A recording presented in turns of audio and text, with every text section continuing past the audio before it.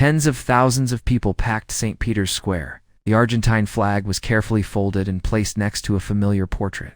Since on the chapel, Maria Elena Bergoglio clutched her will, her voice trembling as she read the final lines.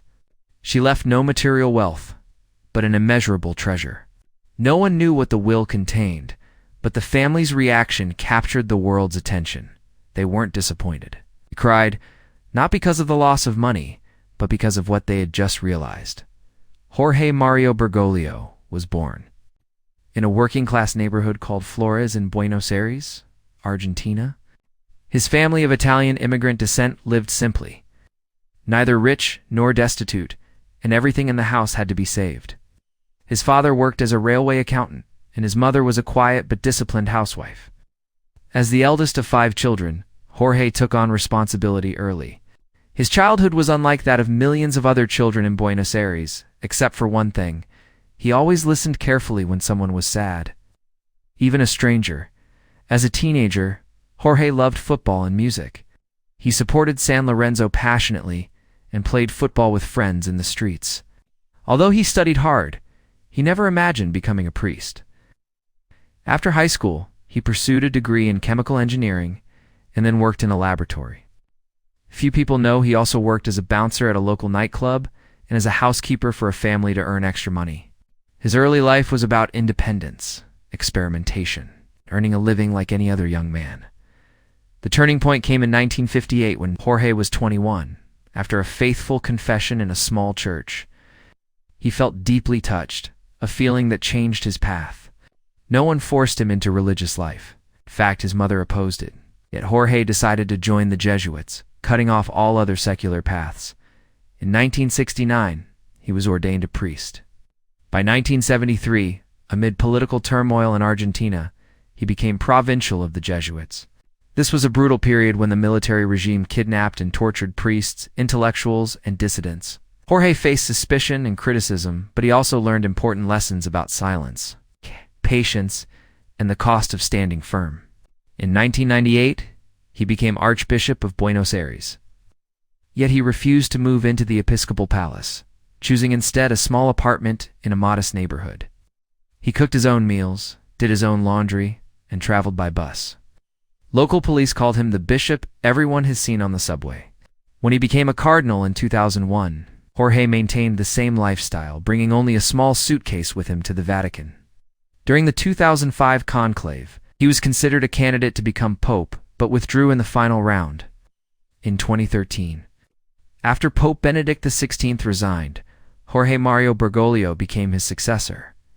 Taking the name Francis, the first pope from the Southern Hemisphere, Latin America, and the Society of Jesus. The choice of the name Francis, referencing St. Francis of Assisi who gave up his fortune to serve the poor, was a clear statement that needed no explanation. From that day on, the world saw a different pope. No Vatican penthouse, no fancy red leather shoes, no glittering robes. He lived in the simple Casa Santa Marta and drove a Fiat 500. Many doubted this simplicity, thinking it staged, but those who knew him in Buenos Aires confirmed he had lived this way for decades. Francis did not choose simplicity to impress, it was his way of being. His journey from Flores to the Vatican was not triumphal, but marked by a series of decisions that defied social expectations. One by one, Jorge Mario Bergoglio gave up money, status, comfort, applause, and even small privileges like the right to silence. Each step came at a cost. The only thing he kept was the reason he entered the chapel at 21, a simple belief that living for others is what truly matters. In his first year as pope, he criticized clerics who lived lavishly, calling them spiritually lost. In a city where the poor begged on the streets, Francis refused to ride in a luxury car, demonstrating that his commitment to simplicity was not rhetoric, but action. He ordered a comprehensive audit of Vatican financial institutions, introduced anti-money laundering regulations, and demanded unprecedented public financial reporting. Equally important is the way Francis approaches global issues with a moral lens. He does not separate his role as pope from his responsibility to the world. In 2015, he published Laudato Si, calling on humanity to reconsider its relationship with nature. The document addressed all people, not just Catholics, describing the earth as our common home and warning that environmental destruction is a moral issue. It's not just a scientific one. When profit is chosen over responsibility, the poorest suffer first. He later produced Fratelli Tutti, a call for brotherhood across religious, ethnic, and ideological lines. He argued that conflict does not arise from differences, but from the absence of trust and dialogue. His document was welcomed by Muslim and Orthodox leaders and marked a major step toward healing centuries-old divisions. In 2024, he published Delixit, the first time a pope seriously questioned technology and artificial intelligence. Francis was concerned not just about machines replacing humans, but also about the loss of moral identity in a world run by algorithms. He's calling it a crisis of moral silence. For a future pope, these documents could be seen as Francis's true will, not a legal document sealed in a Vatican safe, but a set of values built publicly, step by step, over more than a decade of leading the Church. He once told journalists privately, "I don't own a bank account. I don't own a house, but I know what I'm leaving behind." He said it not with pride, but with the awareness of the consequences of every decision. By refusing to own property, refusing to give assets to relatives, and refusing to let the Church become a haven for illicit money, what he left behind was a moral test for future generations. Francis himself never called these treasures, but when Maria Elena and the family read his documents, they understood. They were intangible, immeasurable, but enough to make them cry at his funeral. This was a man who lived as he preached and died without betraying his beliefs.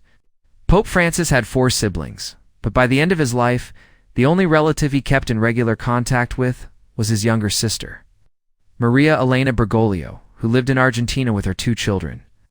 During his papacy, the small family kept a low profile. There was no evidence they used their influence for personal gain or received financial support from the Vatican. Francis actively maintained this distance. For years, he called his sister twice a month, not about religion or Vatican politics, but about food, the weather, or simple questions like, "Can you still go for a walk?" He once instructed his bodyguards not to record or keep a diary of his calls, believing that if every conversation became a historical document, he would no longer have a family. Maria Elena never followed a religious path. She worked as a school administrator and lived a normal life in Buenos Aires suburbs. When Jorge became pope, she was the only one who dared to ask him directly, "Am I still your sister, or am I now part of the Vatican?" He replied, "As long as you keep my number, I am still Jorge." In 2025, in his memoirs published as Hope, he wrote about her, "My sister did not ask me to know more, but to make sure I had not forgotten who I was." Most of Pope Francis's life is a story without a family background. At the funeral, Maria Elena stood back in the family pews, away from cameras.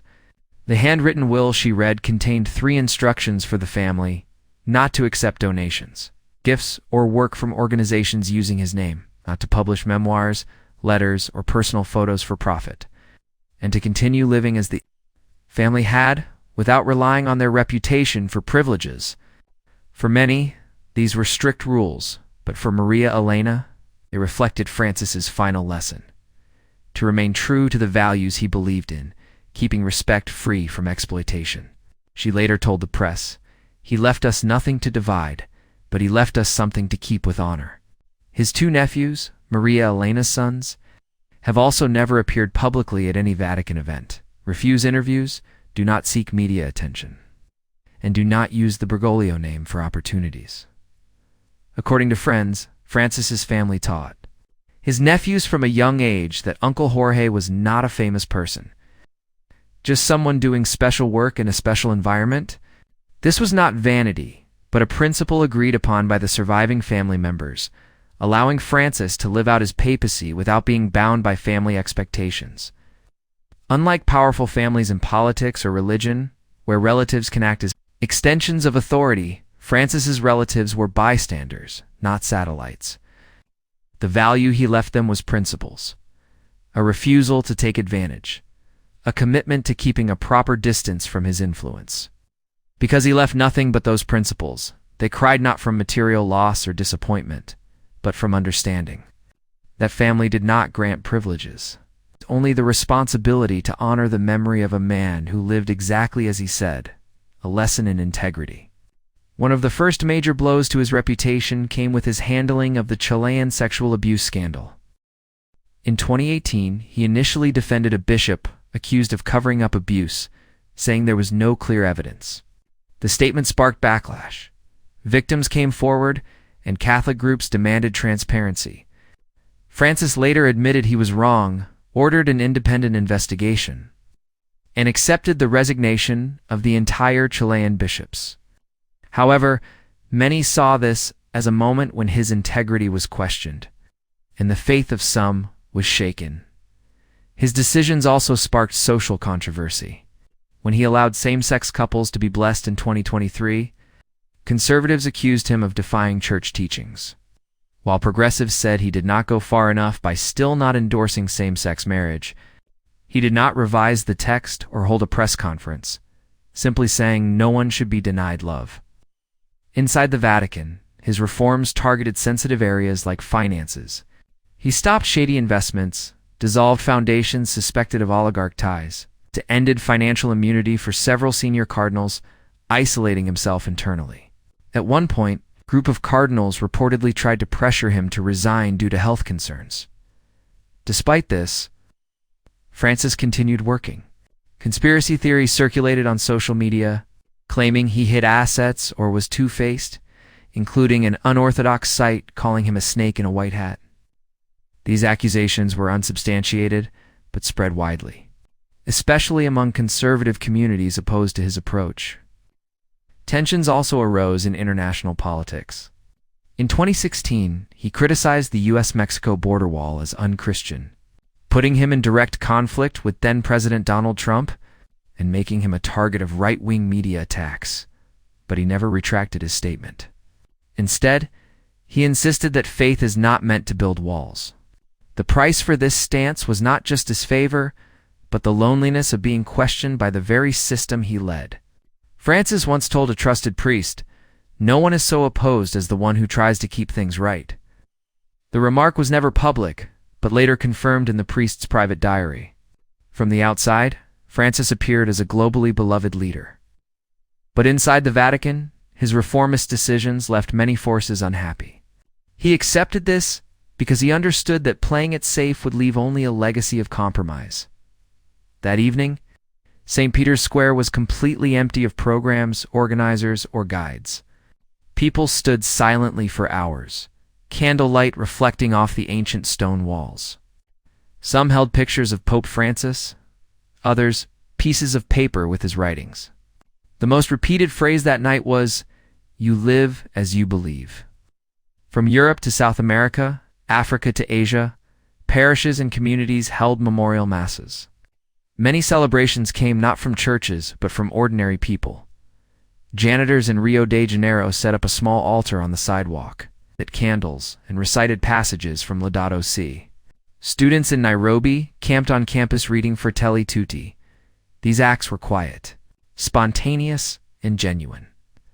Not everyone agreed with all of Francis's decisions, but many believed in his core legacy: kindness without declaration, compassion without reason.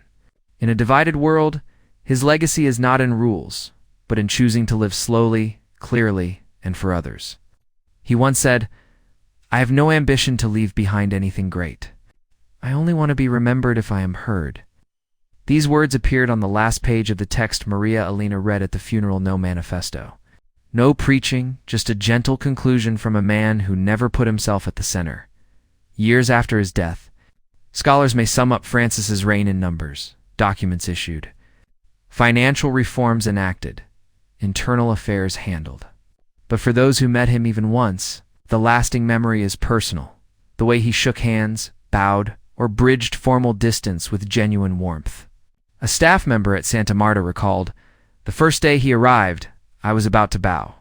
He said, 'Just call me Jorge. We both work here.'" These small details, unrecorded in official books, are what make Francis live on longer than any sermon. The legacy he left cannot be divided, measured, or transferred. It is not in a bank or legal will, and it has no market value. But it is visible in the way people change after meeting him, in how his relatives uphold the principles he lived by, and in how the poor feel valued when he shows up without ceremony. Maria Elena returned to her daily life in Buenos Aires, telling a journalist, "We are not mourning a pope. We are mourning a brother." The hardest part is not accepting his passing, but holding on to what he believed in. Even as the world changes so quickly, there was no music in the final moments of the service. Only a recording of Francis's soft, clear voice, "If I leave you anything." It is the conviction that goodness has a place in this world, whether in the Vatican or on the streets. Perhaps what people remember most about Pope Francis is not what he held on to in life, but what he gave up to remain true to himself. The treasure that made his family cry was never money, but the example of a life lived with integrity, leaving loved ones not with loss, but with the responsibility and the inspiration to continue that way.